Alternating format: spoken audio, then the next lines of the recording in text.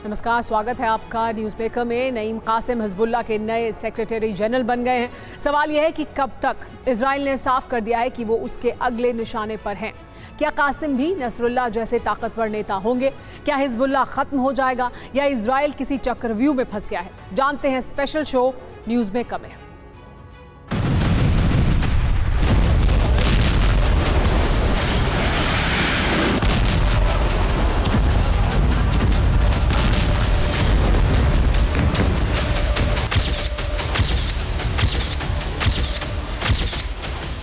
Israel के हमलों से लहूलुहान हिजबुल्लाह के नए नेता का नाम है नईम कासिम।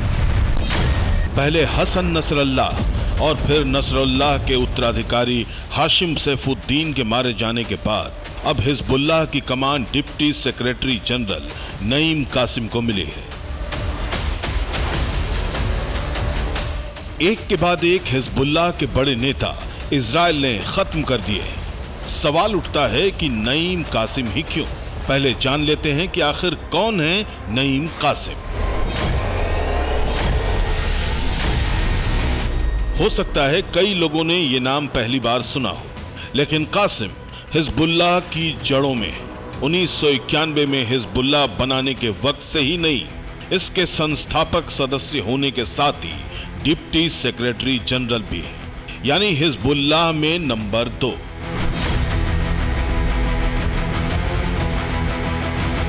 हिजबुल्लाह से पहले वो लेबनान की अमाल पार्टी में थे। ईरान में इस्लामिक क्रांति से प्रेरणा लेकर वो उन लोगों में शामिल हो गए जो लेबनान में भी ऐसा ही चाहते थे। 1991 में अब्बास अल मुसावी के साथ मिलकर उन्होंने हिजबुल्लाह बनाया।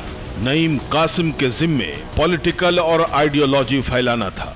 अभी तक नसरुल्लाह के डिप्टी रहे नईम कासिम के सामने चुनौती है कि हिजबुल्लाह की कमजोर पड़ रही ताकत को कैसे बचाए रखना है। जब भी इनकी लीडरशिप को अगर आप अटैक करते हो, लीडरशिप को डिस्ट्रॉय करते हो, लीडरशिप को कैप्चर करते हो, लीडरशिप को न्यूट्रलाइज करते हो, तो वो कमजोर पड़ती है। आखिर है तो एक टेररिस्ट ऑर्गेनाइजेशन। नईम के बारे में कहा जाता है कि ये ज्यादातर खामोश रहकर साए में काम करना पसंद करते हैं, लेकिन अब वो डिप्टी नहीं, हिजबुल्लाह के प्रमुख हैं। उनके सामने चुनौती है कि कैसे न सिर्फ आइडियोलॉजी बचाई जाए, बल्कि कैसे अपना वजूद भी बचाया जाए। इजराइल ने बार बार हमला करके हिजबुल्लाह की कमर तोड़ दी है। नईम के नाम का ऐलान भी इसी जल्दबाजी में किया गया ताकि ऐसा न लगे कि कोई लीडरशिप क्राइसिस है। नसरुल्लाह और सैफुद्दीन की कुछ घंटों में ही किलिंग के बाद सवाल उठ रहा था कि क्या हिजबुल्लाह का अगला चेहरा इजराइल का नया निशाना होगा। इजराइल ने नईम कासिम के नाम के ऐलान के बाद ट्वीट करके अपना इरादा जता दिया कि कासिम कुछ ही वक्त के मेहमान होंगे। तो क्या नईम कासिम अगला निशाना है या वो अपना असर छोड़ पाएंगे? हालांकि कासिम ने यह संकेत तो दिया है कि वो इजराइल के साथ युद्ध विराम के बारे में सोच सकते हैं, लेकिन इसके लिए इजराइल को अच्छी पेशकश करनी होगी। संकेत मिल रहा है कि कासिम फिलहाल टकराव रोककर हिजबुल्लाह को हो रहे नुकसान को रोकना चाहते हैं। इजराइल के लगातार हमलों से हिजबुल्लाह टूट रहा है। इस पोस्टर को देखिए। इजराइल का दावा है कि उसने हिजबुल्लाह की कमर तोड़ दी है। खासतौर पर नसरुल्लाह को ठिकाने लगाने के कुछ ही घंटों बाद उसने नसरुल्लाह के बाद होने वाले चीफ को भी ठिकाने लगा दिया। टॉप लीडरशिप के खत्म होने के बाद एक्सपर्ट्स को लग रहा है कि उसकी टॉप लीडरशिप में वैक्यूम है। बिना नेता के हिजबुल्लाह के टूटने का खतरा था। इजराइल भी यही चाहता है, लेकिन फिर भी उस पर हिजबुल्लाह के हमले बंद नहीं हुए। हमास का साथ देते हुए साल भर पहले शुरू हुए उसके हमले अभी भी जारी हैं।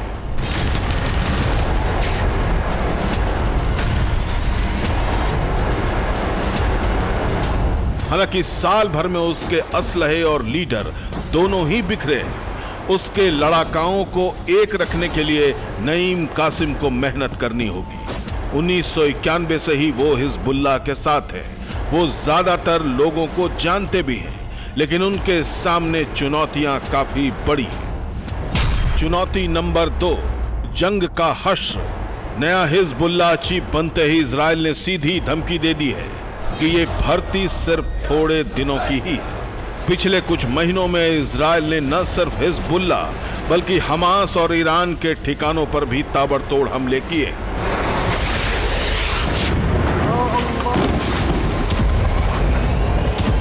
इजराइल के हमलों के बीच जिंदा बचे रहना ही फिलहाल नईम कासिम के लिए सबसे बड़ी उपलब्धि होगी। चुनौती नंबर 2, जंग का हश्र। नसरुल्लाह जहां मिलिट्री एक्सपर्ट था, कासिम थियोलॉजी और पॉलिटिक्स का एक्सपर्ट है। जंग कैसी रहेगी, उसका हश्र क्या होगा, इसमें कासिम क्या करते हैं, यह अंदाजा लगाना मुश्किल है। लेकिन ये तो सभी मानते हैं कि नसरुल्लाह जैसा मिलिट्री रुतबा उसे हासिल नहीं है। तो अब सवाल है कि क्या हिजबुल्लाह के लड़ाकों को नईम कासिम संभाल पाएंगे। चुनौती नंबर 3, साथियों का दबाव। नसरुल्लाह की ईरान जैसे देशों में काफी कद्र थी।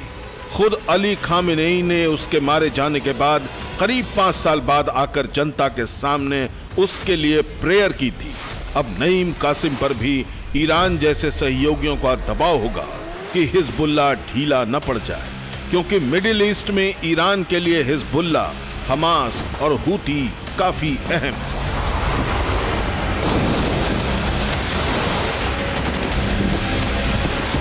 आइडिया है, आइडियोलॉजी है और धर्म के साथ जुड़ी आइडियोलॉजी है, जिहाद है और जिहादी काउंसिल है जिसमें बहुत फंडामेंटलिस्ट हैं जो इसको प्रमोट करते हैं। तो इतना कमज़ोर नहीं पड़ेगी जितना लोग सोच रहे हैं। उभरेगी थोड़े दिन में, लेकिन इतनी कमज़ोर नहीं पड़ेगी। नईम कासिम के हिजबुल्लाह प्रमुख बनने के बाद उनका अभी तो लीडरशिप क्राइसिस खत्म हो गया है, लेकिन हिजबुल्लाह के सामने चुनौती सिर्फ लीडरशिप की नहीं बल्कि अपना अस्तित्व बचाने की है, क्योंकि हिजबुल्लाह उन चुनिंदा नॉन स्टेट एक्टर्स में से है जिनकी सत्ता करीब करीब पूरे लेबनान में चलती है। उधर आईडीएफ के सामने भी चुनौती है।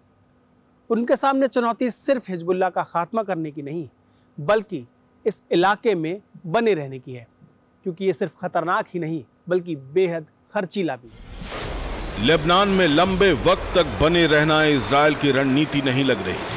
फिलहाल उसका मकसद लग रहा है किसी तरह हमास और हिजबुल्लाह की लीडरशिप को खत्म किया जाए, ताकि दोनों संगठन लंबे वक्त तक फिर सर न उठा पाए। लेकिन हाउ टेररिज्म एंड्स किताब लिखने वाली कार्नेगी मेलॉन यूनिवर्सिटी की ऑड्री कर्थ क्रोनीन के मुताबिक ऐसा कर पाना नए संगठनों के लिए ज्यादा असरदार रहता है, क्योंकि उनके पास न नए नेता चुनने का तरीका होता है और न संगठन। मतलब 1992 में हिजबुल्लाह बनाने वाले अब्बास मुसावी को इजराइल ने मार गिराया था, लेकिन फिर भी संगठन बना रहा। 2004 में हमास बनाने वाले अहमद यासीन को भी मारा जा चुका था, लेकिन हमास उसके साथ खत्म नहीं हुआ। इसी तरह याहिया सिनवार के बाद भी हमास के पूरे खात्मे का इशारा नहीं मिला है। तो नसरुल्लाह के साथ ही हिजबुल्लाह का खत्म हो जाना भी फिलहाल मुश्किल लग रहा है। आपका टॉप मोस्ट आदमी जो स्ट्रैटेजिक प्लानिंग करता है, जो आपकी फाइनेंसेस को अरेंज करता है, जो आपकी सारी बाकी चीजों को अरेंज करता है, वो अपने आप में अगर इलिमिनेट हो जाता है तो कुछ देर के लिए कुछ लॉन्ग टर्म जो उसके प्लान्स थे वो डिस्टर्ब होते हैं।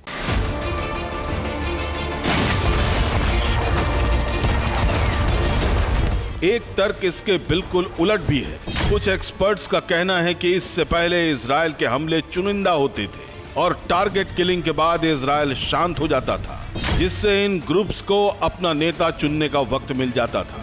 लेकिन लगातार इतने वक्त तक हमले और इतने बड़े पैमाने पर दुश्मन की लीडरशिप को इजराइल पहली बार खत्म कर रहा है।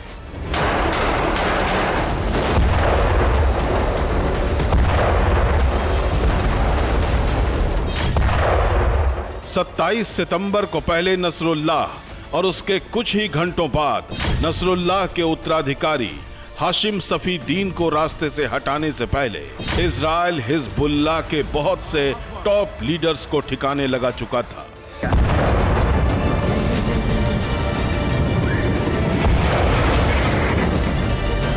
इतना ही नहीं, हमास के भी 2 बड़े नाम याह्या सिनवार, मोहम्मद दैफ के साथ ही हमास की मिलिट्री विंग के सबसे बड़े नाम भी खत्म कर दिए गए।